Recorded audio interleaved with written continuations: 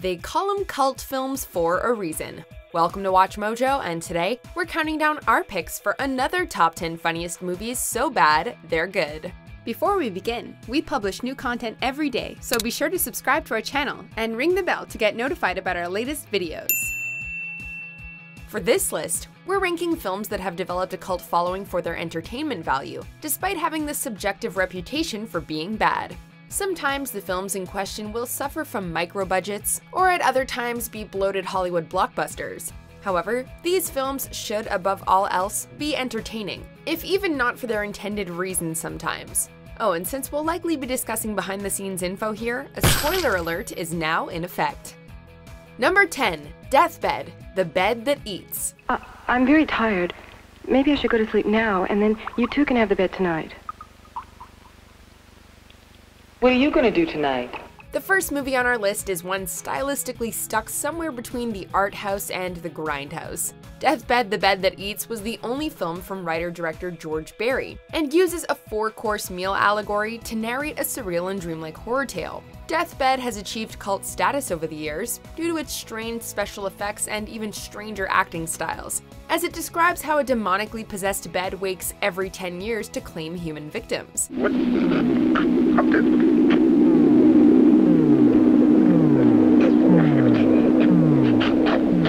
Although perhaps not destined for group bad movie night status, this 1977 feature nevertheless possesses a strange, almost hypnotic power to entertain. I'm not making, go IMDb this. This is a real movie. Deathbed, the bed that eats people. Number 9. Batman and Robin. Okay, we're likely gonna get a lot of flack for this pick, but hear us out. Batman and Robin may play the Antichrist role for all films involving the Caped Crusader, but Joel Schumacher's epic Batman bomb is anything but boring. It might take some separation on the viewer's part to get through this desecration of DC history, but there's actually plenty of opportunity here for fans looking to laugh. What killed the dinosaurs? The Ice Age! It's big, it's colorful, it has Arnold puns, so many Arnold puns. Cool party! And it has legitimately good production design. So maybe pop in Batman and Robin the next time you're having friends over for movie night. Just make sure they aren't hardcore Batman fans. 7 million. Never leave the cave without it. Number 8. Cool as Ice. And it was very pleasant meeting you, ma'am. It may seem hard to believe today that one-hit wonder Vanilla Ice had celebrity status powerful enough for a vanity project such as this, but here's the evidence. Cool as Ice was a 1991 film vehicle for the white rapper that was supposed to launch Ice as a major player in the Hollywood scene. This was not to be, however, as the film was both a commercial and critical failure. Damn, what the hell's wrong with you? What the hell's wrong with you? Nothing till now. These days, though, Cool as Ice can be enjoyed for what it is, a tour de force of cheesy acting, cheesy fashion, and cheesier music, all filtered through a lens of seriousness that could only have sprung up from the early 90s. Oh yeah? Oh yeah. Number 7. Leprechaun, Back to the Hood. You hit like a wheelhouse. What do you do when you've released 5 films in the Leprechaun series, the last of which was set in the Hood? You splinter off and shoot a sequel to a sequel. Leprechaun Back to the Hood was the last film to feature Willow and Star Wars actor Warwick Davis in the title role, and also served as the franchise's final entry until the 2014 reboot. The best thing about this Leprechaun film, though, is how much irreverence and dark comedy are put into the mix.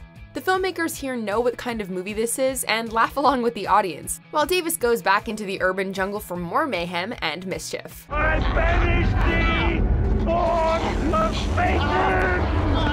Number 6. Mac and Me.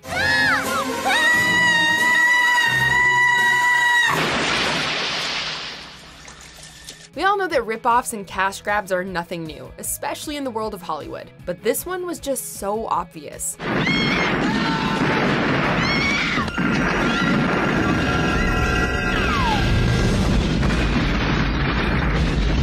Mac and Me was a 1988 attempt to wring out some more ducats from Steven Spielberg's lucrative world of E.T. the Extraterrestrial and its shows. The one thing that makes Mac and Me stand out from the pack, however, rampant, ridiculous product placement. Indeed, the crew behind this flick were no fools, and went all out to make as much money as they could, even down to scripting a scene where Mac, dressed incognito, does a song and dance routine on the counter at McDonald's. This one is just joyfully shameless.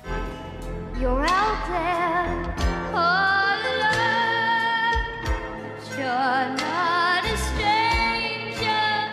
Number 5. The Happening. Just going to talk in a very positive manner, giving off good vibes. We're just here to use the bathroom. It could be argued that the fall from grace for filmmaker M. Night Shyamalan started a bit before 2008's The Happening. But if that's true, then this was the film that cemented that idea. Shyamalan's film about an apocalyptic event tied to the world's plant life was advertised as the director's first R-rated film, complete with disturbing deaths and harrowing imagery. The results, however, were pure comedy, as Shyamalan's actors deliver bafflingly kooky performances against a ridiculous Z-grade sci-fi plot. My firearm is my friend! It will not leave my side! The Happening was a financial success at the box office, however, and gained further cult status after audiences began to get wind about the truly bonkers nature of Shyamalan's big-budget bomb. What? No! Number 4. Samurai Cop. His real name is Joe Marshall. They call him Samurai. He speaks fluent Japanese. There's just something to be said about sincerity, especially when it comes to the world of low-budget action cinema. Samurai Cop was a 1991 film with its inspiration stuck firmly in the 1980s, with plenty of macho hysterics and testosterone-fueled gunfights per minute. Director Amir Shervan knew little about how to properly tell a story, but that didn't stop the Iranian immigrant from doing his damnedest to replicate the cinematic gold mined by actors such as Steven Seagal and Jean-Claude Van Damme. The resulting Samurai Cop is a film full of flubs and mistakes, but it's also full of heart, innocence, and a true love of movie making. Do something! Man, he's burning! We gotta do something! Number 3. The Wickerman. How'd it get burned? How'd it get burned? The 1973 version of The Wickerman is a triumph of British cult cinema. The 2006 remake? Not so much. Director Neil LaBute utilized some of the film's literary source material as inspiration for his film, but this mattered little to audiences once they viewed the final product. This was thanks to Nicolas Cage's hammy, over-the-top performance in the lead role, one that has the actor running, shouting, and punching things in the face with reckless abandon. What is it? What's wrong, sister? Don't be frightened. Take away LaBute's Wickerman from its predecessor, and you have yourself one hell of a fun bad movie. Comparing it to Robin Hardy's OG version, however, just leaves Cage and company in proverbial dust. Run! No, Ron, don't put it down! No! Number 2. Troll 2. They're eating her! And then they're going to eat me! It was the subject of internet memes everywhere, as well as the documentary Best Worst Movie. It's Troll 2, a 1990 Italian-American production that was made to capitalize on the unrelated 1986 film Troll. Oh my God! Director Claudio Fragoso and crew were actually producing their film under the title of Goblins, since no actual trolls appear in this sequel to Troll, titled Troll 2. You still with us? Good, because this film also has vegetarian goblins who turn their victims into plants, a young boy who pees all over the family dinner, and a witch whose acting needs to be seen to be believed. Troll 2 is a tour de force of hot mess filmmaking. Good morning, my little flower. Before we unveil our top pick, here are some dishonorable mentions. Shit, here they come!